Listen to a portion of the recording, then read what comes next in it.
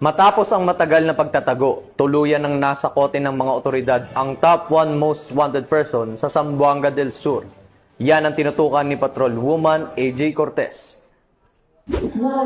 Pinagsanib na puwersa ng iba't ibang unit ng pulisya at militar ang isang top 1 most wanted person, regional level, na may kasong 2 counts of statutory rape at acts of lasciviousness sa isinagawang joint manhunt operation pasado alas 10 ng umaga nito lamang ikasampu ng Nobyembre taong kasalukuyan sa Purok Hibino, Barangay Poblasyon, Tabina, Zamboanga del Sur. Kinilala ang naaresto na si alias Benji, 30 anyos, may asawa, isang construction worker at residente ng Purok 3, Barangay Banbanan, Dapitan City, Zamboanga del Norte. Ang suspect ay inaresto sa bisa ng warrant of arrest na inihain ni Honorable Florendo Bulante Upay, presiding judge ng Family Court, 9th Judicial Region, Branch 4, Dapitan City, noong ika-3 ng Nobyembre taong kasalukuyan.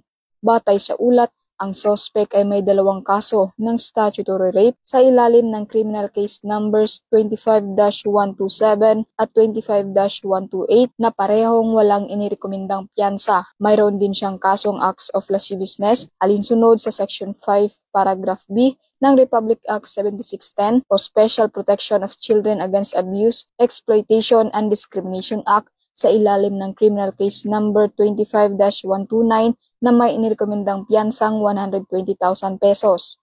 Ang operasyon ay pinangunahan ng Zamboanga del Sur Provincial Intelligence Unit bilang lead unit katuwang ang Dapitan City Police Station, Tabina Municipal Police Station, Regional Intelligence Division 9, 2nd Zamboanga del Sur Provincial Mobile Force Company, 5th Special Operation Unit Mabuhay SBC at mga intelligence operatives ng 53rd Infantry Battalion, Philippine Army.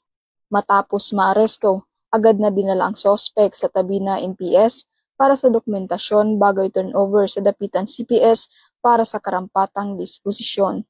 Mula dito sa tanggapan ng kapulisan sa Rion Siam, ako ang inyong PNN correspondent, Patrolwoman AJ Cortez, alagad ng batas, tagataguyod ng Balitang Pulis.